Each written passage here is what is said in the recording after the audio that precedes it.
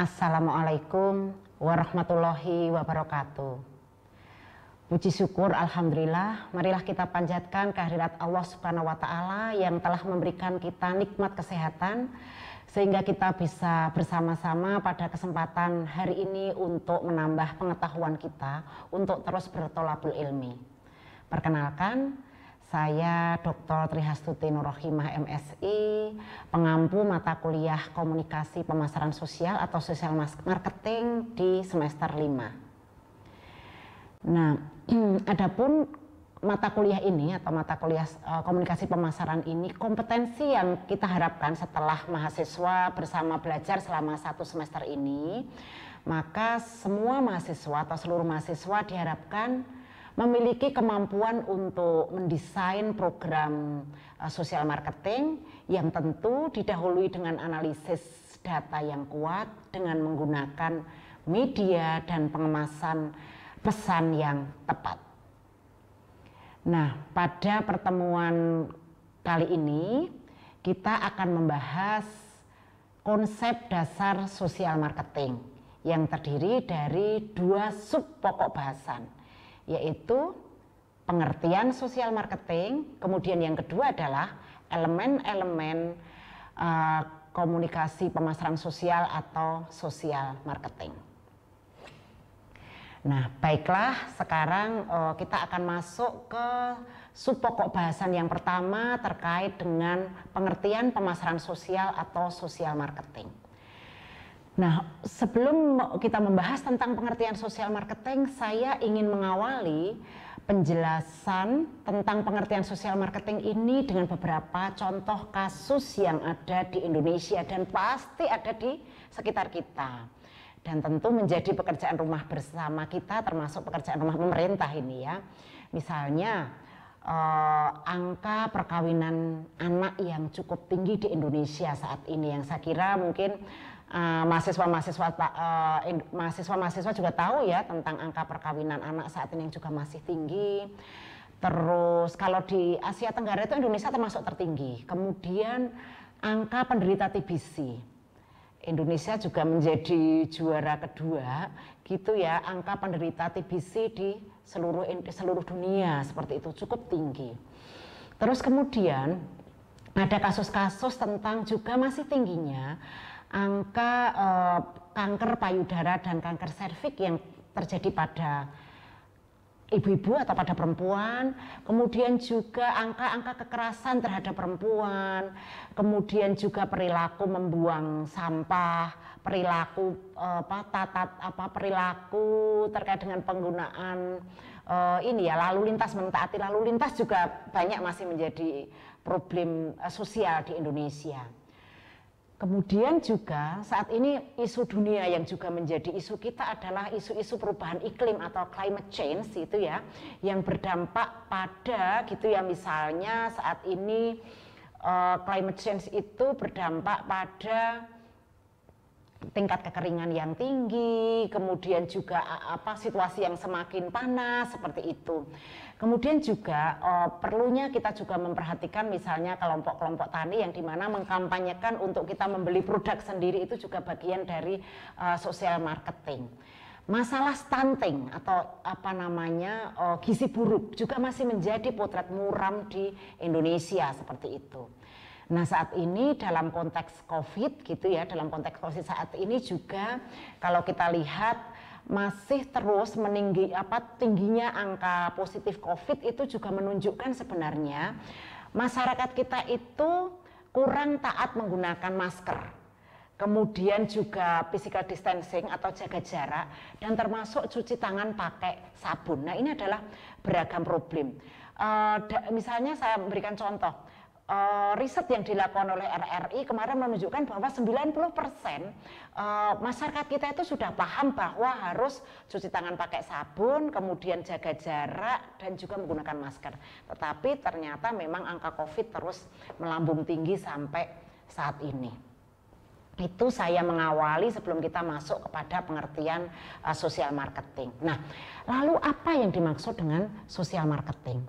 Sosial marketing adalah penggunaan prinsip-prinsip dan teknik pemasaran. Jadi pemasaran ya kalau teman-teman sudah sering mendengar gitu ya, untuk mempengaruhi target audiens atau kelompok sasaran agar mereka secara sukarela itu ya voluntary tanpa dipaksa untuk menerima pesan-pesan baru tentu saja, atau bahkan menolak, artinya tidak lagi melakukan perilaku-perilaku lama yang tidak baik gitu ya, atau kemudian memodifikasi perilakunya dan bahkan mengabaikan perilaku yang selama ini dilakukan gitu.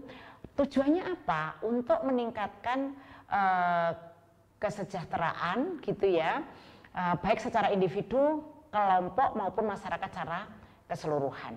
Nah, untuk menjelaskan pengertian atau definisi itu, saya tadi sudah menjelaskan beberapa contoh kasus yang ada di Indonesia ya. Isu-isu sosial itu adalah misalnya isu kesehatan, kemudian isu keselamatan. Isu keselamatan itu seperti misalnya saya sampaikan tadi, keselamatan berlalu lintas. Termasuk tadi isu keselamatan itu terkait dengan COVID tadi. Atau isu keselamatan itu termasuk penerbangan atau transportasi seperti itu. Itu isu lingkungan.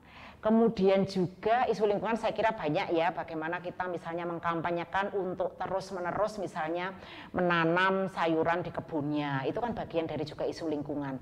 Kemudian tadi tidak membuang sampah, itu juga bagian dari isu lingkungan, bagaimana kita peduli terhadap isu-isu lingkungan. Misalnya juga kita mengkampanyekan untuk tidak banyak menggunakan popok bayi, yang saya kira ini penggunaan popok bayi itu sudah menjadi isu yang sangat memprihatinkan ya, seperti itu. Termasuk bagaimana mendorong keterlibatan publik ya, keterlibatan publik itu misalnya saat ini misalnya kalau di konteks di Jogja, mohon maaf di Jogja gitu ya, karena kita UMY ada di Jogja gitu, misalnya kan kita akan pilkada. Nah, bagaimana kita mendorong masyarakat itu untuk terlibat dalam nanti pemilihan seperti itu sebenarnya juga bagian dari social marketing. Nah, kemudian bicara tentang pengertian sosial marketing tadi, kita juga sebenarnya siapa target khalayak kita tadi. Misalnya kita harus membuat segmentasi yang jelas di sini. Misalnya tadi, kalau kita mendorong ibu-ibu hamil agar dia sehat, maka kita minta para ibu hamil itu mengikuti senam ibu hamil. Ibu-ibu meminum gitu ya vitamin-vitamin yang sudah diberikan dari puskesmas, itu juga bagian dari sosial marketing. Termasuk pada remaja perempuan ya, remaja perempuan itu kan harus minum pil tambah darah ya, meskipun tingkat perilaku minum pil tambah darah itu sangat kecil sekali, karena banyak kasus bahwa remaja perempuan itu adalah mengalami anemia ya, karena mereka diet gitu ya, takut gemuk, sehingga kemudian makanannya sangat dibatasi sekali gitu ya, sehingga mereka ini penting sekali untuk menjadi sasaran dalam sosial marketing terkait tadi misalnya dengan isu untuk mengkonsumsi tablet tambah darah. Nah, kemudian tadi yang terkait dengan perubahan perilaku tadi ya, misalnya tadi menerima perubahan perilaku baru tadi ya, kali lagi saya ulang, misalnya tadi menggunakan masker gitu tadi ya, ini adalah perilaku baru, karena dulu kan rasanya sumpek, rasanya sesek gitu ya, tapi itu adalah cara-cara kita untuk mencegah agar COVID tidak menular gitu ya, karena pencegahannya kan lewat droplet. Maka salah satu cara adalah menggunakan masker. Ya memang pada awal-awalnya berat sekali karena orang merasa sesak seperti itu. Nah, tapi kita harus terus mengkampanyekan ini gitu ya, agar menjadi perilaku yang kita berubah, bahwa ini kemudian kita menerima, oh ya memang kita harus menggunakan masker gitu. Nah tadi, kemudian yang kedua untuk menjelaskan tentang pengertian sosial marketing tadi, mendorong orang berhenti melakukan tindakan yang tidak baik. Tadi misalnya tidak membuang sampah sembarangan ya, karena kan kita sering melihat orang itu membuang sampah di sungai, di mana-mana gitu, atau mungkin ber-HP, menggunakan handphone sambil berkendaraan. Padahal kan itu membahayakan kan, seperti itu ya. Itu melakukan tindakan yang tidak baik. Nah, nanti saya kira banyak sekali contoh-contoh yang bisa kita lihat gitu ya. Nah, kemudian ini sosial marketing itu juga mendorong orang untuk memodifikasi perilakunya ya. Misalnya tadi contohnya mengkonsumsi beragam sayuran dan buah. Saat ini misalnya orang sudah kita sudah ada perilaku orang makan 4 sehat 5 sempurna. Tapi dalam situasi Covid saat ini kita kemudian mendorong orang itu, ayo terus kita mengkonsumsi sayuran dan buah, misalnya kita tunjukkan, sambil sebenarnya kita memperkenalkan produk-produk sayuran lokal dan buah-buah lokal seperti itu. Nah, ini bagaimana memodifikasi perilaku. Nah, misalnya di beberapa negara itu sudah yang namanya kampanye untuk mengkonsumsi sayuran dan makanan sayuran dan buah itu sudah sangat luar biasa. Misalnya di Eropa gitu ya, di Perancis itu orang misalnya sudah menjual sayur-sayuran itu lengkap, satu kotak itu sudah ada misalnya 5 jenis sayuran yang dijual dalam satu paket. Nah, itu sebenarnya juga didorong untuk mendorong bagaimana kita mau mengkonsumsi sayuran dan buah seperti itu ya. Nah, kemudian juga apa sih yang kita lakukan dalam pemasaran sosial itu menghindari perilaku yang tidak baik atau tidak sehat. Misalnya tadi kalau selama ini kita merokok maka kemudian kita tidak merokok. Nah, ini adalah beberapa beberapa contoh kasus untuk mendefinisikan apa itu sesungguhnya pengertian sosial marketing. Nah, kalau kita tadi melihat kembali tentang pengertian sosial marketing kan dikatakan bahwa ini terkait juga dengan teknik pemasaran. Kita akan ingat ya, teknik pemasaran itu kan ada 4P. Ini adalah yang lama. Ada promosi, produk, price, dan place. Seperti itu. Nah, kemudian pada sisi definisi bicara tentang untuk mendapatkan keuntungan atau beneficiaries gitu ya, baik di tingkat individu, kelompok maupun masyarakat secara keseluruhan, ini adalah keuntungannya apa? Misalnya tadi, ketika kita mengkampanyekan pada kelompok sasaran secara khusus ibu hamil untuk meminum vitaminnya. Ya, maka kemudian keuntungannya apa? Maka kemudian ibu-ibu hamil itu akan menjadi sehat. Kalau ibunya itu ibu sehat, maka kemudian juga nanti masyarakat juga akan menjadi sehat, karena kan perempuan itu adalah akan menjadi akan melahirkan anak itu adalah generasi penerus, maka kemudian semuanya akan menjadi sehat seperti itu. Nah, kemudian kalau merokok tadi juga keuntungannya apa?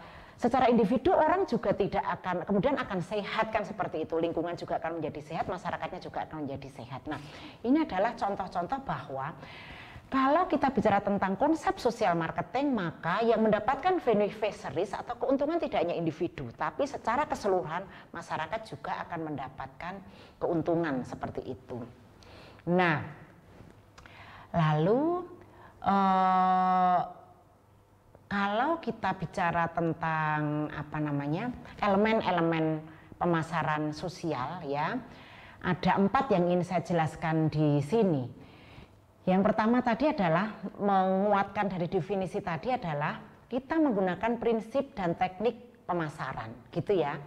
Nah, ketika mendasarkan pada prinsip dan teknik pemasaran itu adalah maka hal yang paling mendasar dalam pemasaran sosial itu adalah berorientasi pada khalayak sasaran.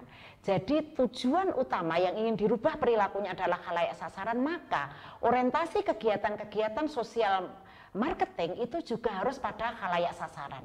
Oleh karena itu, dalam sosial marketing itu harus diawali dengan riset.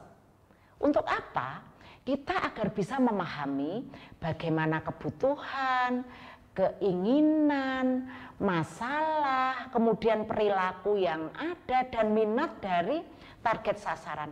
Bahkan kita juga harus melihat pada media behavior, perilaku bermedianya seperti apa, perilaku menggunakan channel-channel medianya seperti apa, sehingga kita paham betul nanti ketika mengirimkan pesan, mengemas pesan menggunakan media akan pas, karena kita sudah mendasarkan pada riset untuk mengemas pesan dan juga menggunakan media secara tepat. Nah, yang selanjutnya adalah setelah kita mengetahui itu, maka kemudian semuanya secara tepat kelompok sasaran kita itu juga secara tepat. Nah, yang kedua, kita memilih dan mempengaruhi khalayak sasaran. Nah, khalayak sasaran itu adalah sebuah masyarakat yang besar gitu ya. Seringkali saya sering dengar, siapa sasaran kita? Masyarakat. Wah, masyarakat itu kan banyak wajah ya. Ada dari sisi jenis kelamin, ada laki-laki perempuan. Ada sisi misalnya usia, ada yang remaja, anak-anak, bayi gitu ya. Nah, kemudian kalau dari sisi geografis, kita akan melihat dari sisi mungkin desa, suburban, kota. Belum lagi dari sisi psikografis, wah semakin banyak. Ada hobi, kemudian perilaku di mana dia menghabiskan waktu longgarnya, termasuk perilaku penggunaan media. Nah, dengan kita memahami itu, maka kemudian harus segmented sekali. Segmented sekali itu karena khalayak kita itu sangat beragam sekali agar tujuan kampanye kita itu sukses, tujuan sosial marketing itu sukses, maka kita harus melakukan segmentasi atas khalayak sasaran kita, seperti itu. Itu elemen yang kedua dari pemasaran sosial. Nah, saya ingin menjelaskan sedikit karena ini saya berhadapan dengan teman ya, anak-anak yang hidup dalam era milenial ya. Kalau saya mungkin adalah pendatang, emigran gitu ya, pendatang ya, bukan kelompok milenial. Nah, ketika kita melakukan sosial marketing gitu, kita harus melihat juga bahwa dunia sudah berubah, masyarakat itu menjadi masyarakat digital. Oleh karena itu nanti ketika melihat kepada khalayak sasaran, salah satu kita melihat pada behavior media, itu juga melihat pada bagaimana penggunaan sosial media seperti itu. Nah, elemen yang ketiga kemudian adalah bahwa keuntungan dalam pemasaran sosial tadi kan saya sebutkan di awal tadi juga bersifat individu, kelompok atau masyarakat secara keseluruhan. Nah, ini agak berbeda dengan pemasaran profit ya. Pemasaran profit itu ya kita menjual sandal, menjual kacamata, menjual jilbab ya, menjual lipstik, menjual jam tangan, menjual cincin, itu berbeda. Nah, seringkali kalau pemasaran-pemasaran yang dilakukan di perusahaan-perusahaan profit itu, di mana keuntungan utama adalah pada perusahaan. Perusahaan itu harus bagaimana mengeluarkan biaya yang kecil, maka kemudian akan menghasilkan uang yang sangat besar, kan seperti itu. Nah, sementara dalam pemasaran sosial, keuntungan utama adalah perubahan perilaku yang akan dilakukan, yang akan terjadi pada kelompok, pada individu maupun masyarakat secara keseluruhan. Dan itu sekali lagi voluntary, secara sukarela dia berubah itu. Misalnya tiba-tiba orang dengan sangat sukarela memanfaatkan pekarangan di rumahnya masing-masing. Tiba-tiba orang secara sukarela sudah menggunakan maskernya. Itu adalah berarti kampanye kita itu sukses ya, sukses seperti itu. Nah, yang terakhir adalah bicara tentang elemen pemasaran sosial, kita bicara pertanyaan tentang dari mana konsep pemasaran sosial itu berasal. Nah, tadi sudah saya sampaikan bahwa pemasaran sosial itu mengadopsi dari prinsip dan teknik profit marketing. Oleh karena itu, kalau bicara tentang komunikasi pemasaran sosial itu, maka sekali lagi itu perubahan perilaku yang diharapkan kan secara sukarela ya. Tadi misalnya saya sampaikan tadi terkait dengan isu-isu pencegahan perkawinan anak, kemudian kita juga mendorong orang mau merencanakan kehamilan, apalagi dalam situasi saat ini ya, itu orang harus merencanakan kehamilan, kemudian juga mencegah stunting. Nah, konsep ini diperkenalkan 30 tahun yang lalu, mungkin lebih ya, 35 tahun yang lalu oleh Philip Kotler. Saya kira teman-teman di komunikasi sangat mengenal Philip Kotler itu ya, karena banyak buku-buku referensi yang kita baca kalau kita baca tentang pemasaran gitu ya. Nah, termasuk sebenarnya bicara tentang social marketing ini, inisiasi pertama itu adalah muncul dari Philip Kotler dan Gerald Yaltman yang muncul yang dituliskan di dalam Journal of Marketing ya, yang di situ secara tertulis dijelaskan bahwa apakah itu social marketing, yaitu penggunaan prinsip dan teknik pemasaran untuk perubahan perilaku, ide, dan gagasan sosial. Jadi dalam sosial marketing ini yang dijual itu bukan barang, tetapi yang dijual adalah ide, yang dijual adalah gagasan, ya. Beda tadi ya, kalau yang dalam profit tadi yang dijual kan bisa jasa, bisa produk seperti itu. Tetapi kalau di dalam pemasaran sosial yang dijual adalah gagasan atau ide. Dampaknya apa? Beneficiariesnya apa? Yaitu perubahan perilaku. Nah, baiklah rekan-rekan mahasiswa yang sangat saya cintai dan tentu sangat kita rindukan dalam situasi seperti ini, kita sudah hampir 6 bulan tidak berjumpa ya. Untuk materi pertama ini kita sudah berada di penghujung waktu dan saya akan menutup sesi ini. Sebelum saya menutup sesi ini, saya akan menyampaikan beberapa poin penting yang tadi sudah saya sampaikan, bahwa pemasaran sosial ini merupakan materi yang sangat penting yang harus dipelajari oleh teman-teman di komunikasi gitu ya, karena masih banyak isu-isu sosial, problem-problem penting yang harus kita selesaikan dengan pendekatan sosial marketing, di mana komunikasi itu menjadi knowledge, menjadi skill yang sangat penting sekali dalam pendekatan sosial marketing ini. Nah, yang selanjutnya adalah inti dari konsep pemasaran sosial itu adalah sekali lagi penggunaan prinsip dan teknik pemasaran ya untuk mendorong perubahan perilaku ya, sekali lagi baik pada individu, kelompok maupun masyarakat secara keseluruhan.